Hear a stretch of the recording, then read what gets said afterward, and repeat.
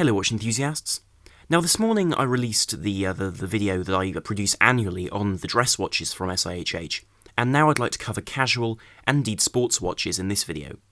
And usually the dress watches get the limelight, if you will, for SIHH rather than Baselworld, where sports watches rule supreme. But I feel there's always an interest in sports watches because they offer a certain innovation and practicality that dress watches simply can't match. And so you can see here this first watch I'm talking about, which I won't address in detail because it's actually a re-release from 2016 when it was originally released, of this type of Luminor 1950 in titanium with a tourbillon, which is a great looking piece from Panerai, but I won't be including it in the video properly, simply because it's simply a re-release in a new colour. But we've seen some very interesting new pieces from JLC, Cartier Santos, and indeed some slight readjustments to pieces from IWC and Audemars Piguet. Now, for those who haven't watched the dress watch video, and I said this in that video, but for those who haven't seen that video yet, I would just like to inform you there won't be a video this coming Wednesday, because I spent all my time to produce these two videos in one day, and so as a result, a normal schedule will begin next Sunday again, and continue as ever, with several new and interesting videos on the subject of best value options, and indeed a history of a very, very famous pilot's chronograph. Now, the first watch I'd like to talk about is a remake of the JLC Polaris. And the Polaris was the internal bezel supercompressor dive watch from JLC in 1968. And as a result, it's celebrating its 50th anniversary this year, so they've released a number of new watches to commemorate it, some of which are limited edition and some of which aren't. And I was looking forward to this collection enormously, really, because I love those supercompressor dive watches. And after seeing the watches, I've been extremely impressed by some versions, and a bit underwhelmed by others, which is always the way, really, with these sorts of releases. But it'll be interesting to look at these watches, because they have released an extremely wide range of these pieces under that single name. Now, coming in at the bottom of the range for these watches, which is by no means a financial statement, but nonetheless is the least expensive of these versions, is the Simple Automatic. This is a three-hand model with an exhibition caseback and doesn't have the diving credentials that the other versions have in the three-hand variants. Because this watch is slimmer at 11.2mm thick by 41mm in diameter, making it more classically sized. It's water resistant to 100 metres and as a result isn't really a professional dive watch, but is something which is reminiscent of it, and certainly many people have said that collectors will prefer these, just because they are more simple and they have no date. On the dial, we see these various textures from a sunburst effect to a sort of a matted effect and a sort of pearl-like effect on the internal bezel, which creates a great deal of depth and variation on these dials, and I think makes them more interesting to the buyer. There is also a variation between the two models of this made, with the one being a blue dial version with a very saturated blue, the other being black, which is a more subdued and more classical option, and much closer to the original. They feature a design which is very typical of this style of watch, without the lugs which are built into the case, but rather protrude and are brushed with polished bevels, which match the external bezel, which is also polished. The internal bezel is controlled by the top crown, whilst the watch itself is controlled by the bottom one,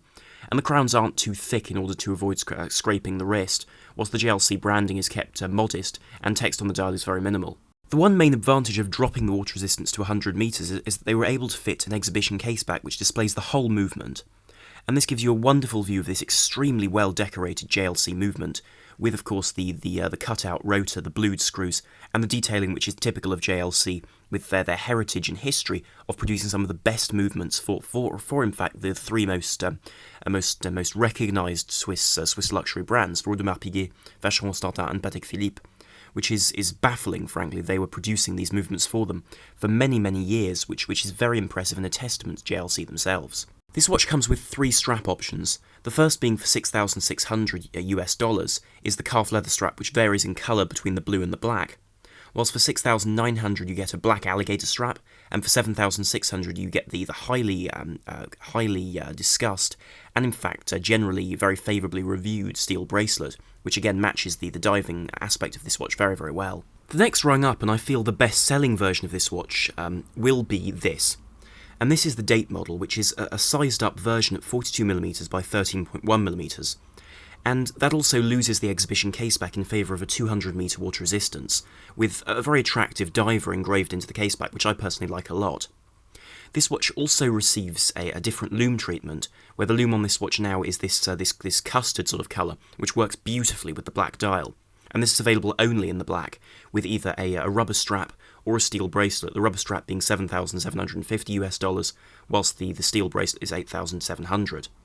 The dial has also been tweaked, with of course the date window there at the 3 o'clock position, but also we see JLC moved and smaller to the 12 o'clock position in favour of liberating that ring of sunburst dial in the centre, which helps the aesthetic of this watch very, very much, and I feel removes clutter from a dial which was already fairly clean. And there's a very clear shift from a dress dive watch to a professional dive watch with this watch. As you can see, I've spoken about the removal of clutter from the dial, but also the crowns are larger on this piece to be more easily gripped, whilst the case as a whole is chunkier, and the choice of strap with those conforming end links allow it to sit seamlessly on the wrist without the usual play you would want in a dress watch. Internally, this watch features a slightly changed movement, which is the in-house caliber 899/1, which has a slightly shorter power reserve of 38 hours versus the 40 of the non-date version.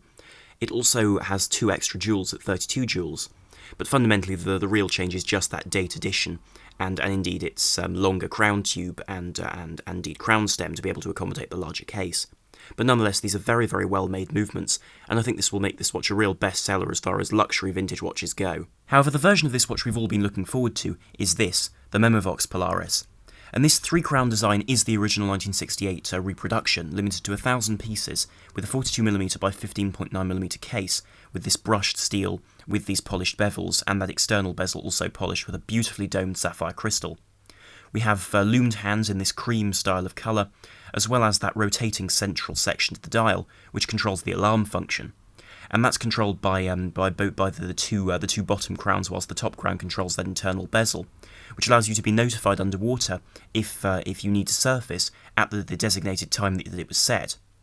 And this model is by far the most interesting historically, because this was the model which was released in 1968 and which became so famous, and that 3-crown layout became truly iconic in the dive watch world. So I feel this watch will sell out extremely quickly. Its sales opened on the 15th, so I would assume the vast majority of these have been accounted for. But this watch only comes on the rubber strap, which again is fitting with the original, and comes in at $12,600. And internally it features the caliber 956 from JLC, which is very different to all the other calibers in this range, but does offer that alarm function, and has a 44-hour power reserve, and runs at 4 Hz. But the interesting thing about this is it's actually made by the JLC complications department rather than their normal movement production facility, which is something I appreciate because it does show the fact they really are putting attention into these movements as far as something different goes in their range. Then there's the chronograph version of this watch, which comes in either steel or indeed in rose gold, with prices ranging from $10,000 for the steel on calf leather, $10,100 for the steel on alligator, $10,900 for the steel on the stainless steel bracelet, or the full $24,500 for the rose gold on leather. We have a watch which is inspired by the Polaris style, with that very multi-textured dial, but now with a bicompax chronograph layout. And the watch is still 42mm, but is a remarkable thin form at 11.9mm thick. And the dial comes in either black or blue, as is the case with the no-date version, and the grey version for the dial is exclusively for the rose gold case.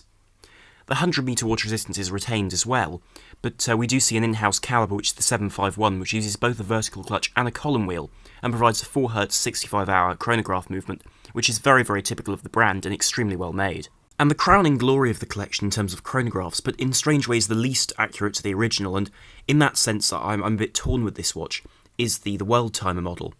And this 44mm by 12.5mm titanium model is quite an interesting piece, because it moves up to that larger size, but still remains light due to the case material, which now is completely brushed, apart from the bezel. Then, replacing the dive bezel is a rotating World Timer bezel, which works in conjunction with a GMT hand, which is powered entirely by the in-house caliber 752, which still retains the 65-hour power reserve and the vertical clutch and column wheel, which gives you a chronograph and a World Timer, which is something different and remarkably interesting, actually, in terms of being a watch which is very much not the timepiece you would expect from this particular model, but something which is a play on the sporting heritage of this model in favour of creating something different. The watch also is available in a blue dial alongside that black dial, but is only available in titanium as its material, and prices range from $14,500 for the calf leather to $14,600 for the alligator. Now, as you know, this year IWC is celebrating its 150th anniversary, and so as a result they've brought out a great many new watches, though a great deal of the highly complicated versions are remakes of previous models. And there have been several new big pilots, but the version which has really caught the eye, and which is a genuine departure from their usual norms, is this, the Big Pilot Big Date, and this is the edition 150 years version. In terms of proportions, the watch remains the same watch that we've come to love in this field, with a 46.2mm case by 15.2mm thick. And that does make this a fairly immense timepiece, but the crown is also the section which has made it famous with that very large and sharp-edged onion crown, which allows very high ease of use, even with gloves on. It still features the riveted alligator strap as well.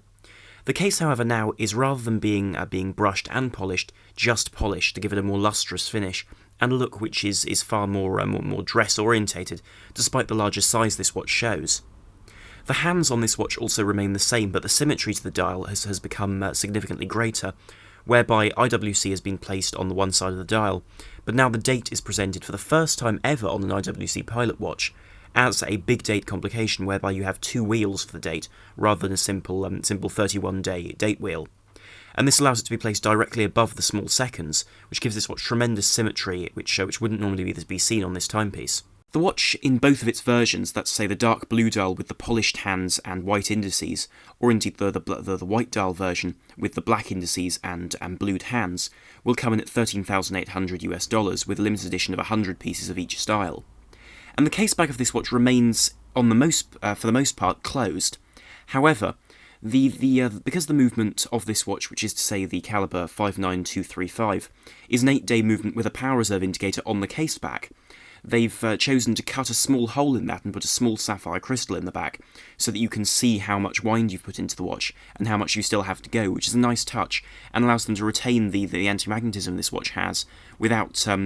compromising the functionality. And I must say, I really do hope they continue to produce this watch in this style, because it provides a wonderful symmetry in a simple watch, but still with the practicality of a 192-hour power reserve, that's to say 8 days, which is, other than some Panerais, frankly unheard of, which is a remarkable feature of a watch like this, which is such an interesting and elegant piece, whilst retaining the masculine charm, I suppose you could say, of this very large pilot's timepiece. Now, Panerai have had a very busy SIHH with regards to releases, having released several models which are genuine public releases, which will become very mainstream in terms of their sales, as opposed to being high horology pieces. And I think at the very core of this is the new Panerai Luminor base logo.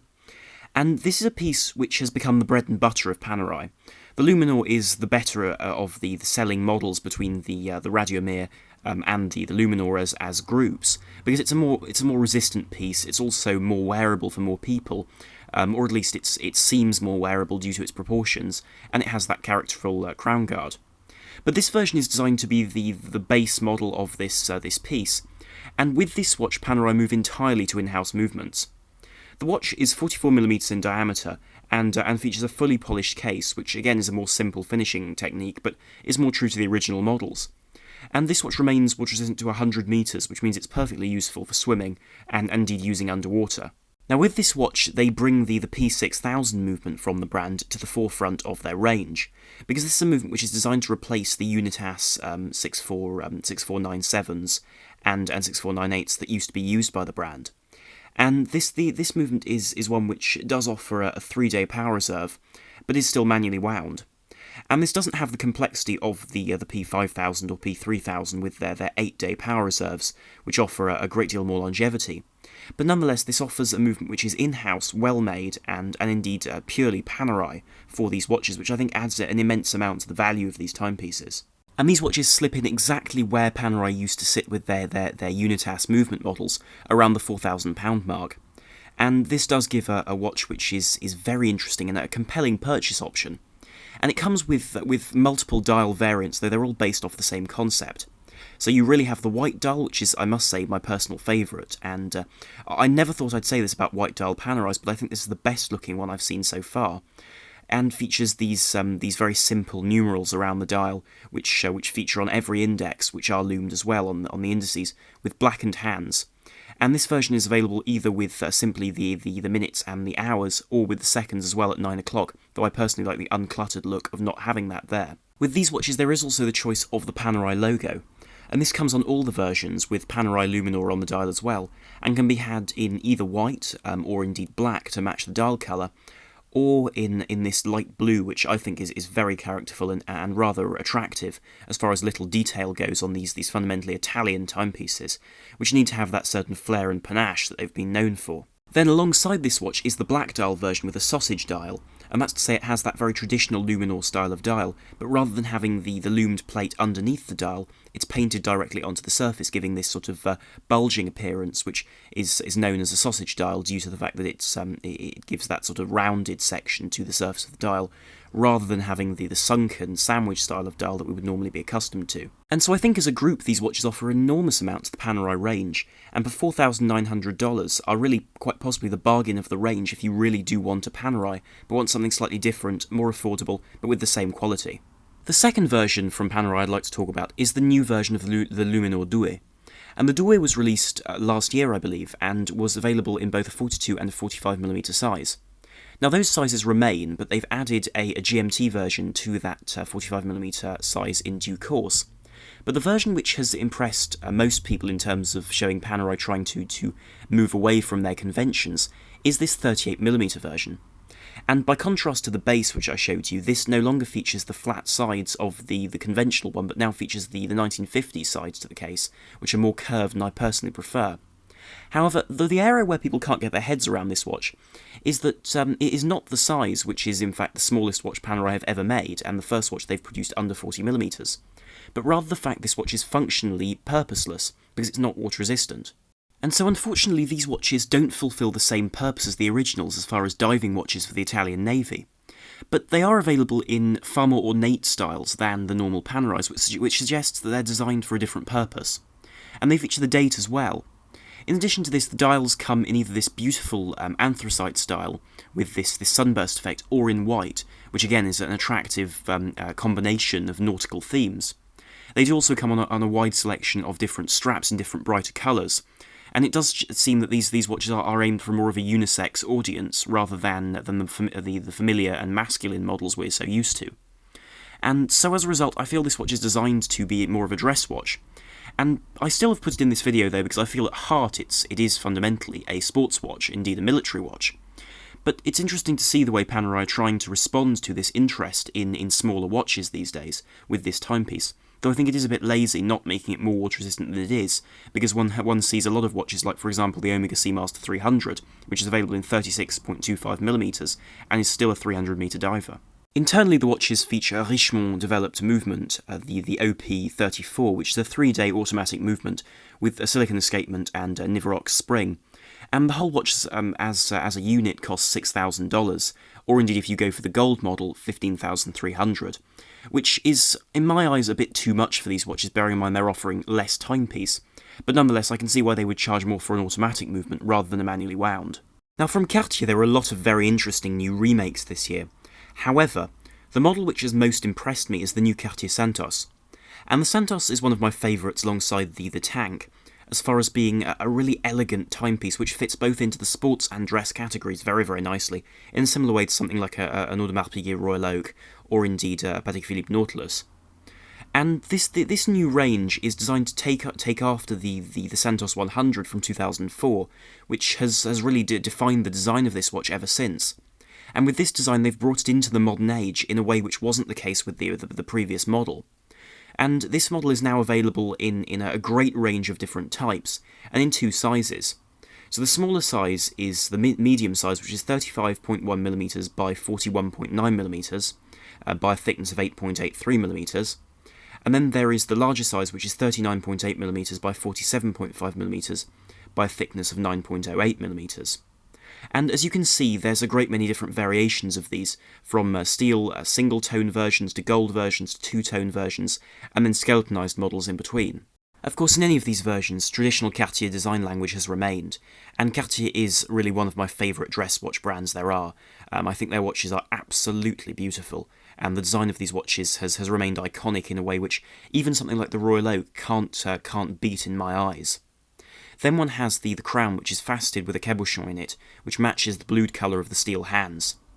The dials of these watches are of course squared off and finished in that typical enamel style, which make them appear like porcelain, which is a wonderful, wonderful aesthetic. Then you have the squared off minute track, which runs around the inside of the dial, and those Roman numerals with Cartier, of course, cut into the 5 of the 7, the index for 7. Then they've also moved the date to 6 o'clock rather than being in the corner on some of the older models, which is a very, very good choice because it's made the dial far, far more symmetrical and helped the design of the watch in this sort of form which would otherwise be lost, I feel, if they put it in a different location. One major change, though, is the bezel. And normally the bezel of these watches is the same shape as the dial and simply sits around it and is held down by those screws. However, with this watch, to elongate the watch a bit and give it a bit more form, they've extracted those styles of edges into the bracelet itself, which allows an even flow of metal across the front of the watch and I think helps it enormously appear less clunky. The bracelet has also seen a world of development, with the bracelet being fitted with new end links which are easily attached and removed and replaced with the strap, in a similar sort of way to what we've seen from IWC with their divers watches. Then there is the aspect of what they've added to the bracelet itself, which has been, I feel, revolutionary in terms of the way these watches work. So they have the new Smart Link bracelet, which means that you can adjust this watch without really any tools the normal watchmaker would need to replace the links of a bracelet, which is very helpful for a watch which for most people will reside primarily on the bracelet, because it does add to that form of this watch. One design difference in this watch is indeed in the form of the date, because if you go for the medium-sized version you don't get that date complication, you simply get a time watch, which could be more interesting for some people, and I must say I would be very tempted to go for the smaller size simply because I like smaller watches in this Cartier style. Regardless of the size or version, they all come with the caliber 1847 MC, and this is a simple, unassuming automatic movement which provides exactly what you would want in this watch, a reliable movement, but one which doesn't get in the way of the enjoyment of the aesthetics of the watch. And these watches, irrespective of the style and indeed whether or not they're skeletonized, do still feature this movement, and of course that is skeletonized fully in the skeleton versions. And in terms of materials, these are available in steel, two-tone steel and yellow gold, pink gold, yellow gold in its entirety, or indeed in a skeletonized stainless steel or skeletonized pink gold, with prices ranging from $6,250 for the mid-size steel version, all the way up to $60,000 for the fully rose gold skeletonized model. Continuing on the theme of these iconic watches with bracelets, I had to include this beautiful new version of the Audemars Piguet Royal Oak.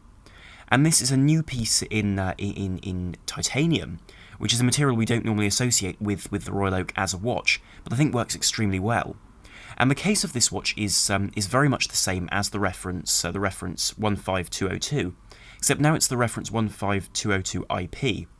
and as a result it now has that titanium section in its centre, along with titanium links in the bracelet. The crown also follows suit with titanium, and the size remains 39mm by 8.1mm thick, as this is the extra thin model. And it features the caliber 2121, which is based on an old JLC 920, which is a movement which is extremely important and one of my real favourites, being an extraordinarily thin automatic movement, which fits very, very nicely with this watch. And the execution of this watch is really very, very beautiful, because in the place of a brushed bezel, which we would normally see in stainless steel, now they've replaced that with a polished platinum bezel, and this matches the fact that the polished links in the bracelet are also platinum, to add to the heft of this watch, to counteract the lightness of the titanium, and also give a lustre which simply wouldn't be there otherwise. Also, as far as a technical advantage, having this polished bezel in platinum means that it'll be much more scratch resistant than steel, for example, and so as a result won't fade as quickly in its polished finish. Then we come to the dial, which is a thing of absolute beauty. The dial continues with this tapisserie style of finish, where you have this woven surface with these small squares, and it also does follow the lines of the jumbo with the AP logo at 6 o'clock rather than at 12 o'clock, which helps to balance the dial out with a matching blue date wheel. And the dial itself has a gradient, so it becomes much, much darker blue around its edges and reaches its zenith in terms of bright saturation of blue at the AP logo on the bottom half of the dial, with a small light up of the dial around the Audemars Piguet writing as well, to further add emphasis to these parts of the dial. And this is a piece which I think is very quickly going to become very, very valuable, because it's a limited edition of 250 and it's a boutique-only special, so you have to buy it from an Audemars Piguet boutique. You can't buy it from a trader which sells multiple different brands, which again adds to the complication of getting hold of one of these. The price is also much, much higher than it usually is, being a price of $34,800 US, which is over twice the price, just under 3 times the price of the standard watch, which does seem like an immense jump in price, but I must say in terms of rarity, this will be a real collector's piece in future. Now for the final watch, I was going to talk about the new Vacheron Constantin Overseas Perpetual Calendar. However, I feel I've given that brand an enormous amount of discussion and time in the dress watch video, so I wanted to address something a bit different. And this is the new range of Montblanc 1858 models. And these start off as models which are designed to represent alpinism as well as aviation, with the old style of Montblanc logo, which I think is very, very appealing. And these start with the 40mm by 11.07mm automatic version, and this features a case which is stainless steel with a bronze bezel and indeed bronze crown with matching hands, which add a great deal of texture and colour to this watch, which wouldn't otherwise be there, with either a black or this sunburst smoky champagne sort of colour dial, which makes a simple but I think very elegant timepiece. And these watches are still water resistant to 100 metres and feature what Montblanc call the MB24.15, which is in fact Sellita SW200, which is then regulated by the brand. And the alpine spirit of this watch is represented in the caseback with an embossed demonstration or depiction of the mountains of the Alps, which is, I think, a beautiful way of demonstrating the origins of this watch and the inspiration for such a timepiece, with these beautiful cathedral hands and the inclusion of the more rustic metal, or at least rusticated metal once it starts to corrode, with that bronze on the bezel and the crown, with stainless steel assuring comfort of wear and longevity. And so for a price of €2,490, Montblanc here are offering a very refreshing timepiece, which offers a build which is comparable to something like a Tudor Heritage Ranger, but with the additional complexity of having the bronze on it, and also with the added interest, I suppose you could say, of the decoration on the caseback, making this watch a very fairly priced watch, I think, and something which is often quite rare from Montblanc, where a lot of their watches aren't looked at with the same respect as a brand like Omega, for example, because they aren't from a watchmaking background originally. The second version they offer in this 1858 range, which has been now updated, is a 42mm by 14.55mm version, which is a chronograph. And this continues the theme of a pilot's or an alpinist style of watch, with beautiful cathedral hands and a style on the indices which is unmistakably Montblanc, which is an aesthetic they've been able to build up in the last few years to really give themselves a sort of a calling card, which is difficult for a brand like Montblanc. Then one has the bronze version of this same watch, and it has a fully bronze case which provides you with an aesthetic which is very different, far more old-fashioned, and in some ways more mysterious. The dial is also a different colour, returning to that champagne colour for the bronze version, whereas the steel version has a very conservative black. But both versions feature the beautiful caseback decoration, and indeed the use of a Sellita SW500. And the SW500 is really a rebadged version of the Velijoux 7750, which has then been modified by Montblanc to have this bicompax horizontal layout rather than the usual vertical setup. Pricing for these models is potentially high at €3,990 for the steel version, or indeed the full price of $4,690 for the bronze, but bearing in mind the adjustments they've made to the movement and the price of the case alone, I can see why they've come to this stage. However, the crowning model I find in the range is the Geosphere, which is a wonderful, wonderful piece of innovation which genuinely has applications in the real world. And the very final watch I'd like to talk about is also another version of this 1858, and this is the Geosphere. And the Geosphere is unlike anything I've seen on the market, because it's a 42mm by 12.8mm stainless steel watch, although a bronze is available in a limited edition of 1858. And this is a $5,190 watch, so it's by no means a cheap timepiece, but offers a great deal of functionality, because within that 100-metre water-resistant case, you have a watch which has a rotating bidirectional ceramic bezel, which allows you to be able to judge your positioning by using it as a compass. Then one has the date as well as a second time zone, but also two hemispheres. And these hemispheres rotate on the dial and allow you to see, with the use of indications around their edge, the time in really every part of the world. Which means you get a really complete world time style which you wouldn't normally have, with an ease of use which is unprecedented,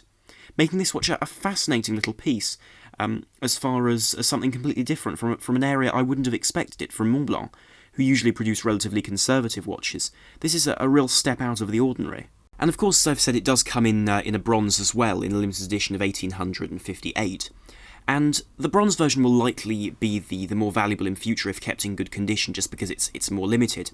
But I must admit, I personally prefer the steel because I feel it gives a crisp modernity to a watch, which has all the classical charm of having that aged luminescence on it, those cathedral hands, and that general beige colouring on the hands and the indices, which I think is very appealing, and they've done a very, very good job of competing with the likes of, for example, the GMT versions of the Omega Seamaster Aquaterra, or indeed the Rolex Explorer 2.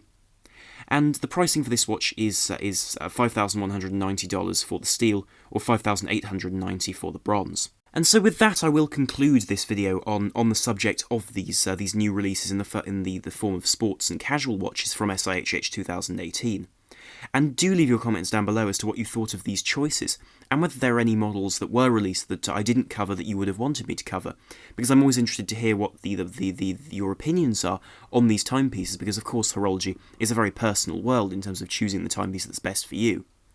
And so if you enjoyed the video, then please do like, share and subscribe to help the channel and to be able to enjoy more content here in future. So thank you very much for watching. This is the Watch Guy, over and out.